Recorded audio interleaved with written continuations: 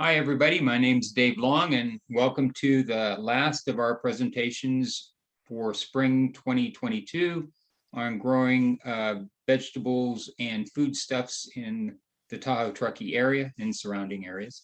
Tonight's presentation is going to be on herbs, and we'll be covering spices and seasonings as we go along. This is actually a re-recording of a program that was done last Wednesday, June 15th. We had some technical issues, so we decided to re-record it. When we're talking about herbs in this presentation, we're talking about basil, marjoram, chives, parsley, and thyme. The presentation originally was with myself and my fellow master gardener and very good friend, Melissa Guthrie. Melissa is not here for the re-recording. She had a conflict. We're both master gardeners. We've both been in the Lake Tahoe area for a number of years gardening. And Melissa is quite a talented young lady. She is a nurse. She's a professional artist. She owns her own business. And for me, I'm a master gardener. And when I'm not gardening, I'm either playing tennis, going fishing, or in the winter, I'm skiing. So what we're talking about again is basil, marjoram, chives, parsley, and thyme. So let's get into it.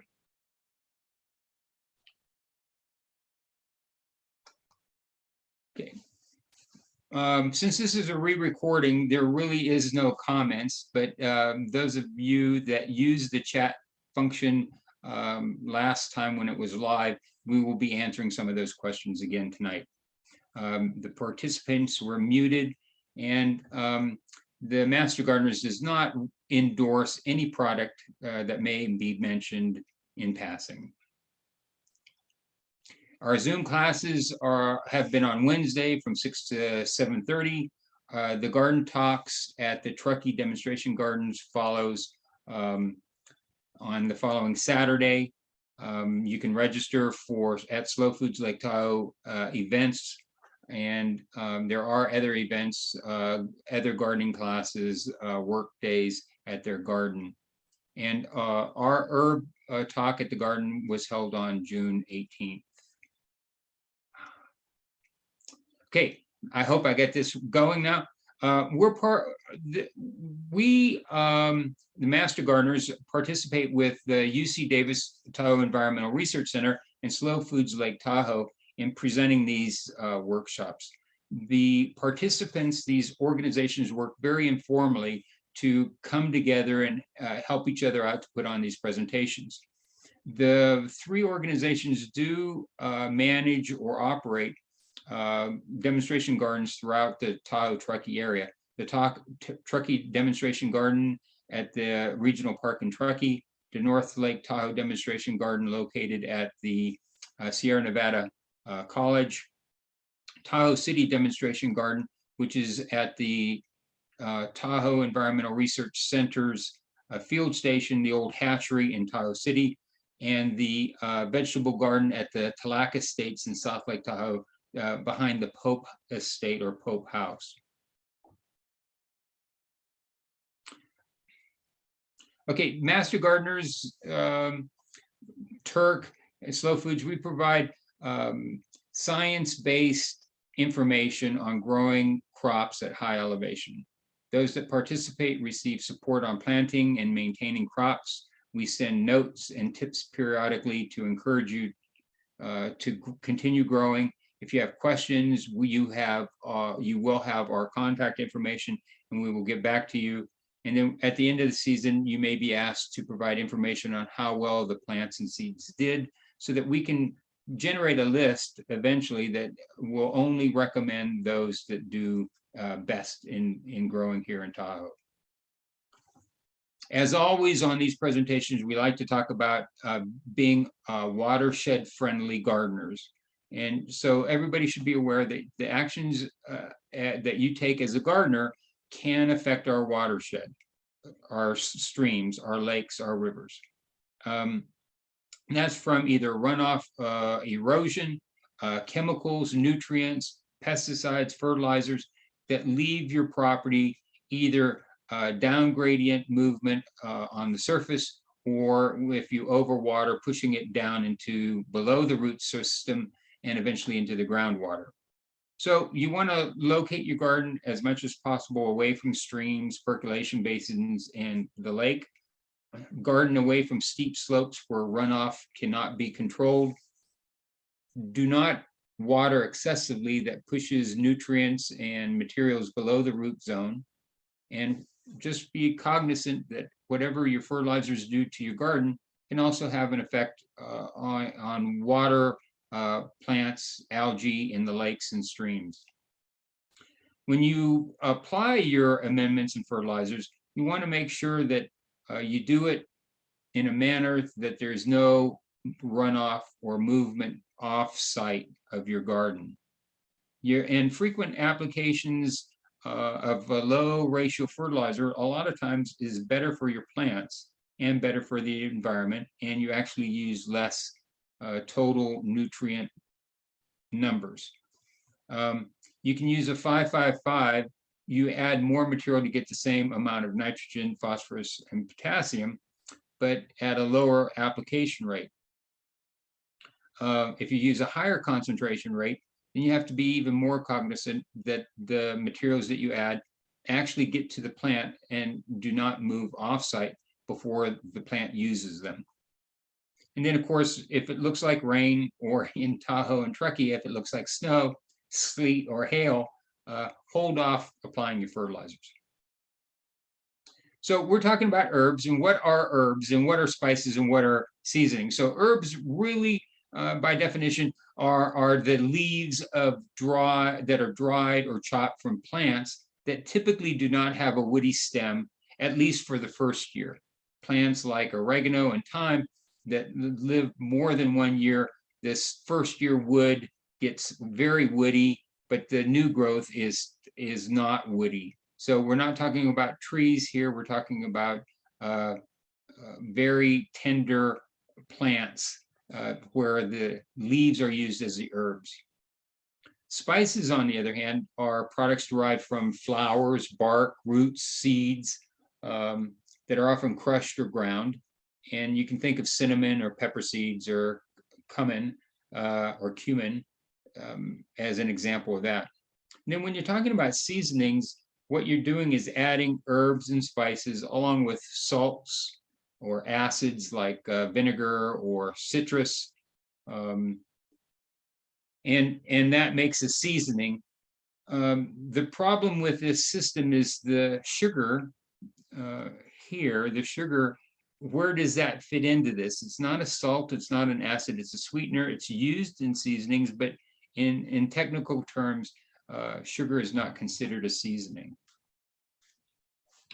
So in our original presentation, Melissa was able to get permission to use the music and the animation from Ratatouille, where Remy the rat is adding herbs, seasonings to his pot of soup in hopes to improve the taste.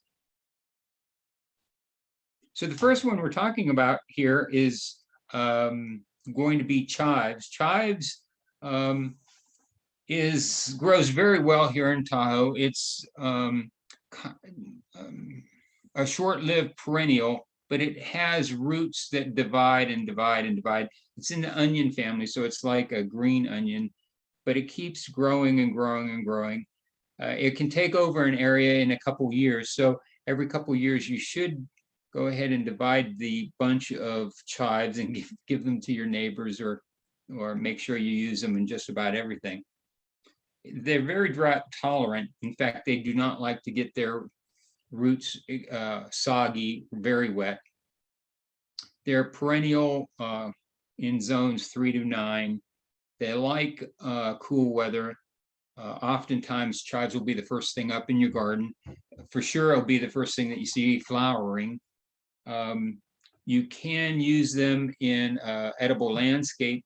They do it, the flowers especially attract pollinators. It has a mild onion or garlic flavor. The flowers are edible, so as long as the seeds are not forming. When the seeds start forming, it's kind of a crunchy, not a very palatable event when you're eating them, when the seeds are starting to ripen. It does have nutritional benefits for both the heart and the gut. And you guys may remember the song from Bob Marley's song, Keep Calm and Chive On.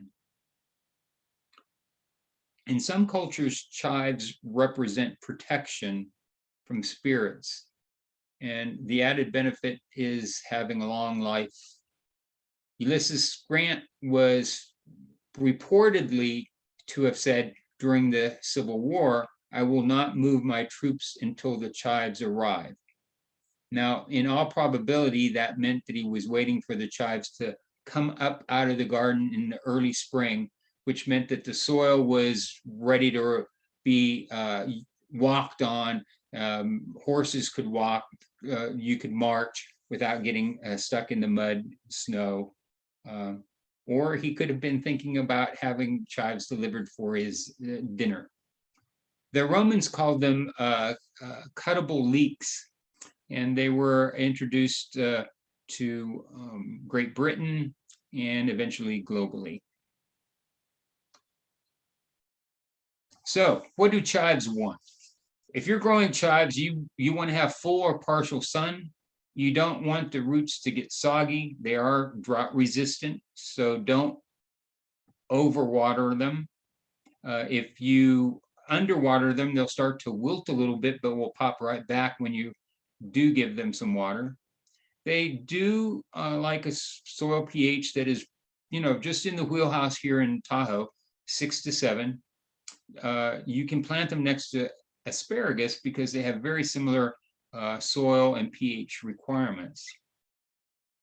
They do well in poor soils, but perhaps you can put some worm casting juice or well decomposed compost added once a year. Try to avoid the use of pine needles, though, when you're trying to mulch around your chives. If you over water them, they will wilt or mildew, but if you chop the tops off when that happens, stop watering them so that the soil dries out, they will rebound, they'll come back. They're very resilient, one of the easiest things to grow here in Tahoe. For use, you want to cut the top parts, and that encourages regrowth. You can, if you are not seeing flowers, and that means you have too much nitrogen, so you don't want to add any compost or fertilizers if you're not getting flowers. You want some flowers during the growing season. You can grow them in pots over winter, but they do need a lot of winter sun if you're going to do that. And again, I said, divide them every 2 to 4 years and hand them out to your neighbors or friends. And they are deer resistant. They're also squirrel and mouse resistant as well. Chipmunks don't like it. So again, as part of an edible landscape or edging plant, this is a good one to consider. On a nutrition basis, they're very, for the amount that you typically eat at a meal, they are nutrient dense, having high percentages of A, C, and K. That would be for your eyes, general health, and your blood system. They do have improve your skin and immune and bone health. They are antibacterial to a degree, and they have been used historically as a digestive aid. It's somewhat better than kale, although you would not eat as much of the chives as you would kale. And okay, the next one we're going to be talking about is parsley, the one that we have. Let's see, we had University of Nevada, Reno's Desert Farming Initiative grow these herbs for us. And the first one is Giant of Italy parsley. Parsley is a biannual plant producing flowers only in the second year. The variety that we chose has very dark leaves and stout stems. 75 days from germination to maturity, and it takes quite a long time for the seeds to germinate, and they germinate with a great deal of difficulty. I'll mention that a bit later. If you cut the leaves frequently, it does stimulate growth. You don't want to remove more than 50% of the leaves, otherwise it's too much for the plant to overcome. It does have a taproot that is hardy to 10 degrees Fahrenheit, so it should overwinter in most areas of Tahoe and Truckee. It does require a little more water than the chives, and it does like well-drained soil. And you only have to fertilize this lightly once or twice during the growing season. So a little bit about the history and background of parsley. This is another one of those plants that is native to the Eastern Mediterranean and Western Asia. It was grown in ancient Egypt, and the origin story for this is kind of interesting. It has to do with some warriors coming in who were famous and asked a person who had a baby, a nurse with the baby of the king, for some water. The nurse puts down the king's baby to give them water, and while the baby's on the ground, a serpent comes up and eats the baby, and a drop from that baby's blood from that baby hits the ground, and parsley springs up from that. And that's the origin story in ancient Greek. The Greeks and Romans associated parsley with someone who is about to die. And the phrase in Latin or Greek was basically, he has need now nothing but a little parsley. So that was, didn't need anything because he was going to die. In Britain, interesting enough, it was thought that only witches could germinate parsley seeds, except on Good Friday. And the difficulty in propagating in parsley from seeds is well known in the horticultural industry, and including the UNR folks who had a great deal of difficulty germinating our parsley seeds. So there you go.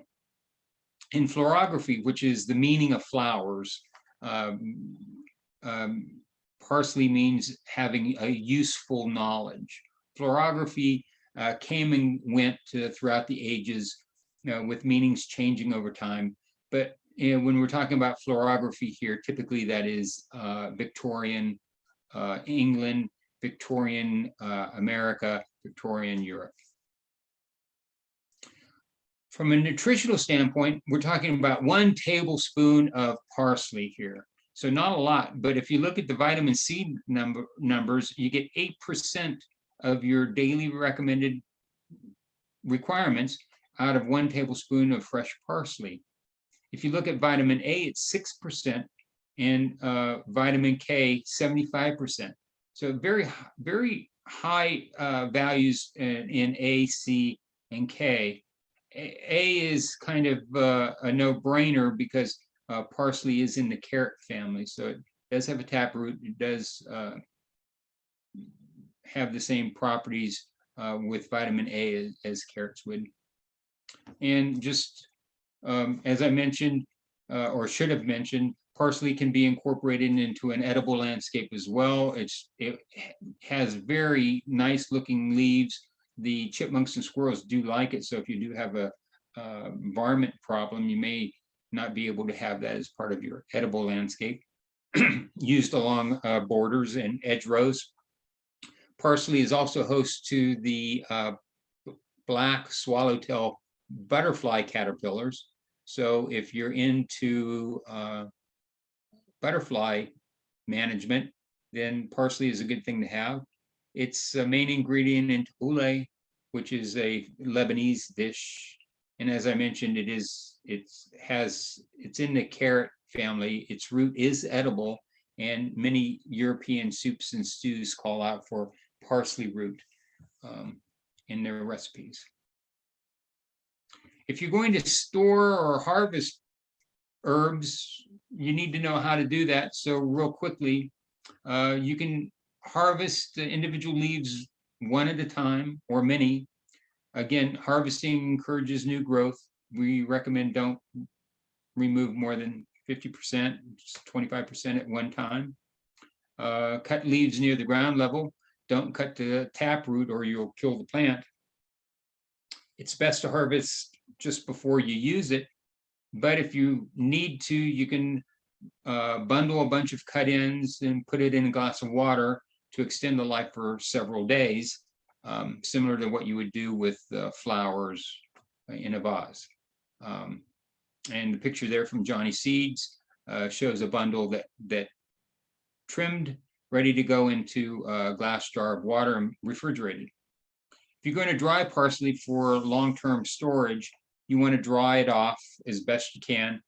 And you can use air to dry it just out of the direct sunlight, or you could use a dehydrator. If you're using it air drying, depending on your humidity and the temperature of your room, it may take from 5 to 14 days to fully dry it out.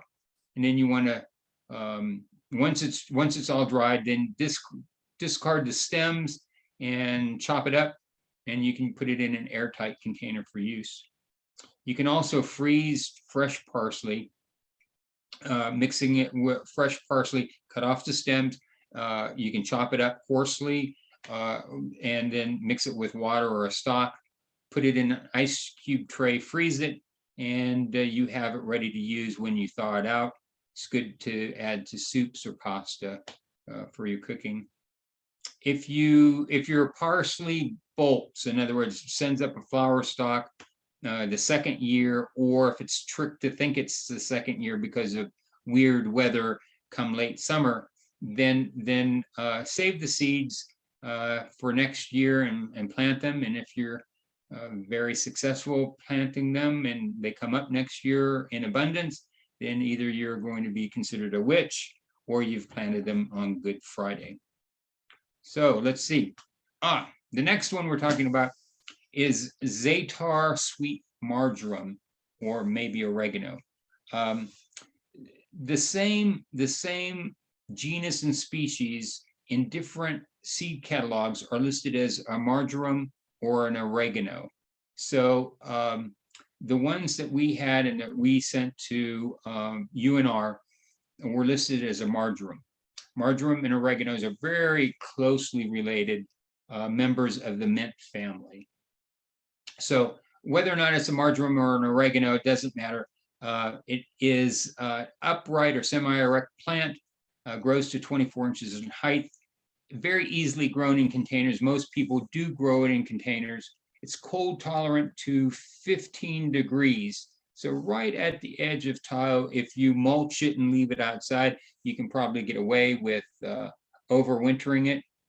The white aromatic flowers are attractive to pollinators. Seeds germinate in 7 to 20 days. And if you're transplanting it, as we are here, in our plants that we're handing out, you want to make sure that it's well after the last frost.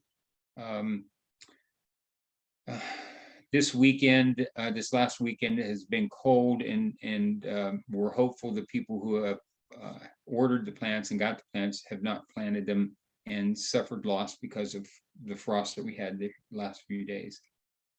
And again, this accepts a number of different kinds of soil types. It does well in poor soils. It doesn't require a lot of fertilization. Very self-sustaining, self-reliant plant. From a nutrient standpoint, though, it does have a lot of iron compared to many of the other herbs that we're talking about. Vitamin K again pops up. And we're talking about 1 teaspoon has 10% of your vitamin K requirements and 8% of your iron requirements. It does have some minor amounts of dietary fiber, but not. It's pretty high fiber when you consider it's only 1 tablespoon. Okay, one of the things in marjoram is a famous recipe, Za'atar It's kind of a combination of either a seasoning or something that you can put on toast or on your potatoes, on your grilled squash. You can mix it with oil and use it as a marinade for any meat dish, or you could use it as a bread dip. And it consists of marjoram or oregano or thyme, cumin, coriander, sesame seeds, and sumac, and you mix it all together, and it's a quite tasty Middle Eastern dish. Next one we're talking about is orange thyme. This is a short-lived perennial, also in the mint family. The leaves have a orange scent to them, very mild flavor. Thymes come in a lot of different varieties. There's a lemon thyme, English thyme, French thyme, orange thyme. There's creeping thyme. There's a lot of different types of thyme. The best time to harvest is before flowering begins. That gives you the highest oil concentration and the best taste. It is cold hardy to 0 degrees, so it does very well here in Tahoe without being mulched or anything. You can put it in a pot and leave it out, and it will resprout the next spring. It is a low-growing evergreen shrub, and it is suitable for use as a ground cover, which once it's established, you can actually mow it. So it's pretty hardy. Seeds take 14 to 30 days to germinate and are extremely small, very tiny. And this is another one that does very well in poor soils and with a wide pH acceptance range. So it's a good one for beginners. It's a good one to grow in pots. It's a good one to have in your herb garden, a kitchen garden that you might have. The flowers do attract pollinators, so that's another benefit. History and background. It's another one of these mint family herbs that are found in the Mediterranean, South Europe, and Western Asia. This one was used as an embalming agent for pharaohs in Egypt. It was burned as an incense in ancient Greece. It was often placed in coffins. The soul, ancient people thought the soul, when you died, passed through the thyme flowers and helping you to reach the afterlife. Before I go on, the interesting thing for me in doing the research was this thyme using as embalming agents. And when we researched it a little more, they actually had a funerary song about using thyme. I think this is the way to go.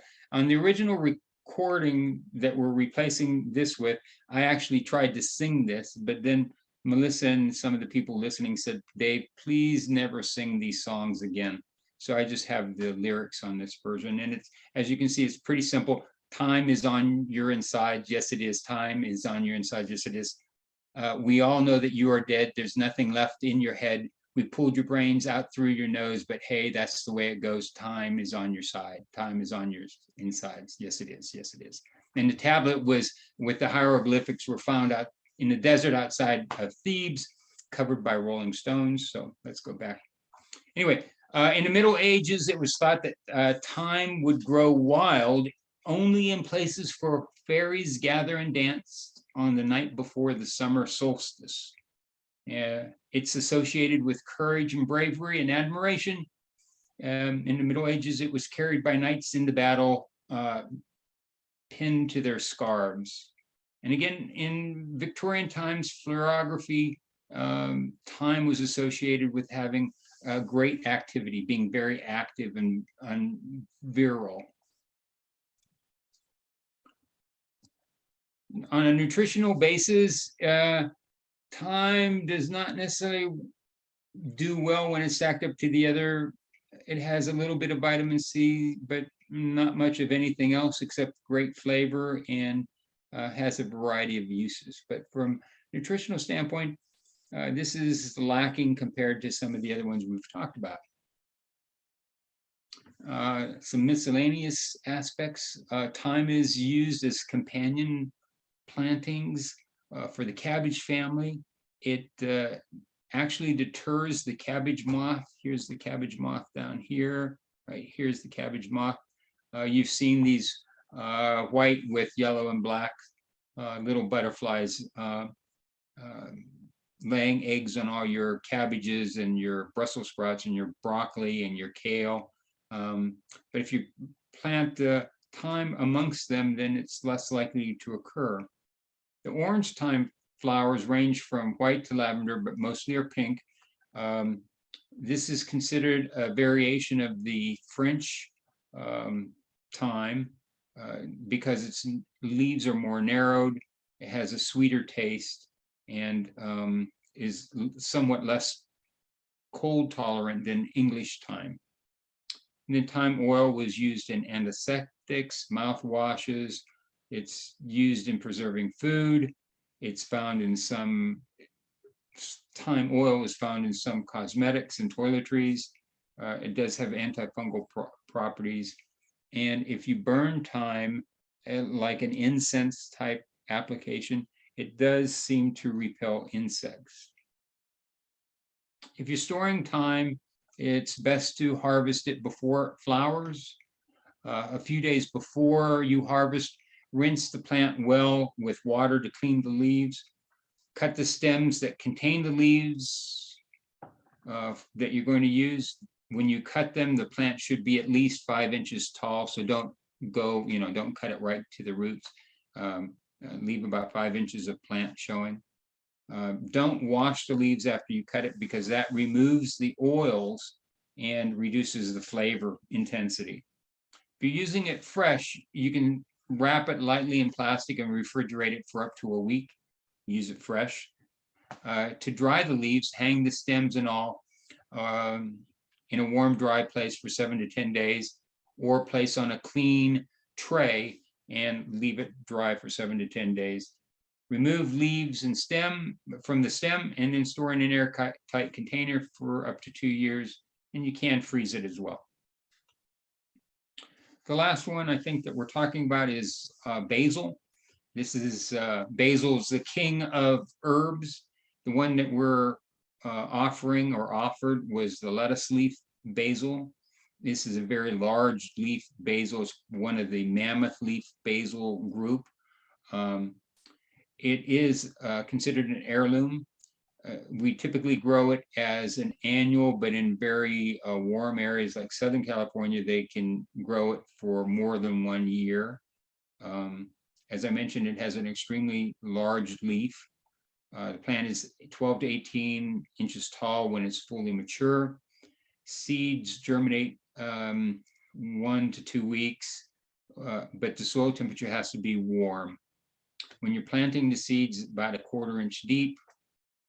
And then if you're transplanting in warm weather, not necessarily Tahoe, it takes about 45 days from your transplant to your first harvest with warm temperatures. In Tahoe, that may be longer unless you're growing it inside the house in a warm, sunny room, maybe in a window box or in a windowsill.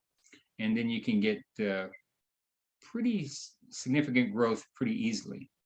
Plants do like full sunlight to get your maximum leaf size. On this one, if it doesn't get a lot of sunlight, the leaves will be smaller.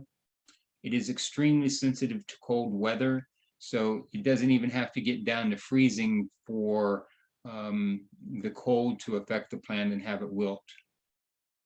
To extend your leaf production, pinch off the flowers, stalks as they are produced. The seeds and flowers are edible, so when you pinch them off, don't throw them away. Just chop them up and put them in your salad or add them to your pesto or whatever you want to use them for. From a nutritional standpoint, again, we're talking about just 2 tablespoons, 26% of your daily requirements of vitamin K, 6% of your vitamin A, 1% of iron, and 1% of vitamin C. So from the quantity that you're using here, you do get a pretty good bang for your buck. If you're talking about using it as in pesto, then it's very easy to exceed your daily vitamin K limit with basil alone. History and background. This lettuce leaf or mammoth leaf basil has been around for over 125 years. It is considered an heirloom. Basil, unlike the other herbs that we've talked about today, believed to have been native to Asia and India. There is a related species found in Africa. It's been utilized in herbs and medicinal aspects for about 4,000 years. It's another one that's been used in Egypt for embalming. I don't have a song for basil, sorry. In Greece, basil was part of your mourning rituals upon a death, but in France, it was considered a royal herb or king herb. The people in Crete placed basil in window boxes to keep the devil away.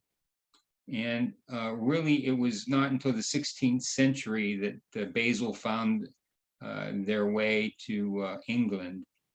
And then lastly here, small pots of basil called majoricos are exchanged in Portugal as a symbol of love and affection. So when somebody gives you a basil plant, now you know. And then in Victorian florography, basil represents best wishes. Pesto, is a famous use for basil, and pesto de Genovese originated in northern Italy. A basic recipe has only been around since the mid-19th century, but similar types of ground herbs with cheese and garlic can be traced back to the Roman sauce delicacy called mortem. And it was ground in a mortar and pestle, but instead of basil, it could have used other herbs, but always with garlic and some type of cheese. Because it was ground in a mortar, that's the name mortem. And similarly, pesto means to pound, referring to the beating of the pesto or the basil leaves with the pestle.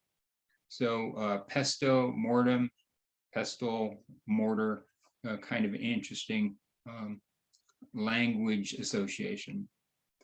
For basil in pesto, you can substitute carrot greens, parsley, spinach are very common substitutes. Slightly different taste with each one of these variations, but it's fun to try. And in Italy, one of the more famous substitutions for parsley during the off season when basil's not available was oregano. And that has a very different flavor profile in pesto. Last thing about pesto alla Genovese is that in today's world, products that are called pesto alla Genovese has to meet certain rigors in terms of where the basil was grown, where the olive oil came from, what type of pine nuts, and then they get a notice very similar to wine now, where it's only certain areas can manufacture and produce pesto alla Genovese. So it's kind of an interesting situation. Basil harvest and storage. You can use single leaves, especially with this lettuce leaf. I spelled it wrong. Lettuce leaf basil to use in wraps. So instead of using lettuce wraps, you can use this large leaf basil. Gives it a little more tangy, pungent taste.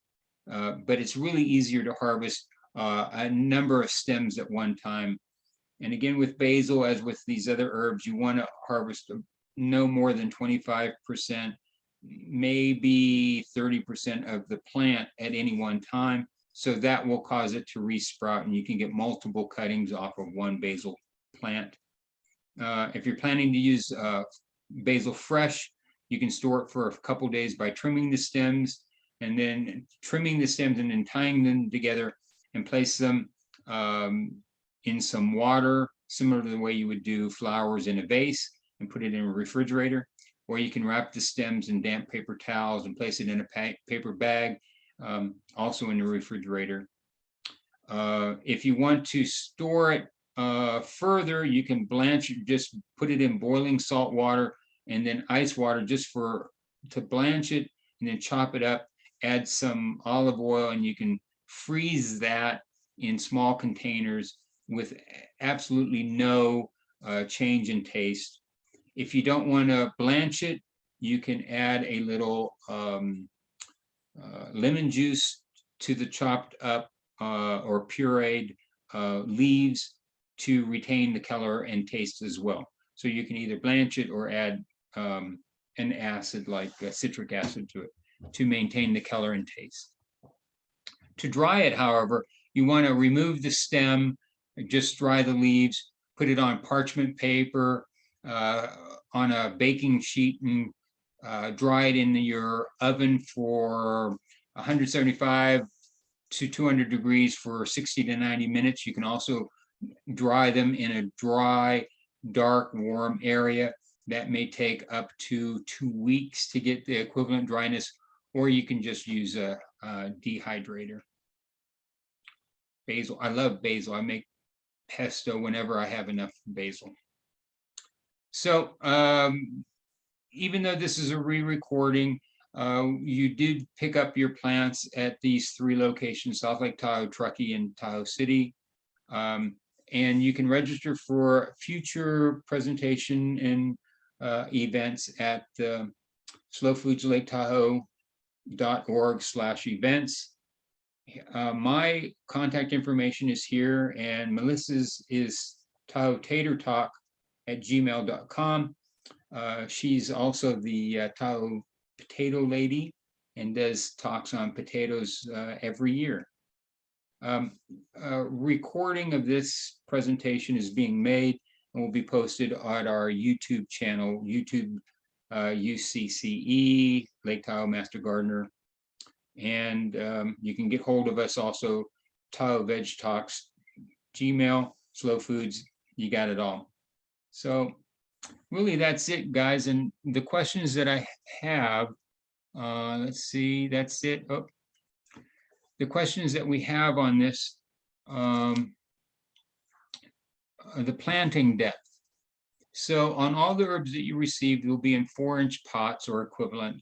And you don't want to plant the plants any deeper than they're in the pot.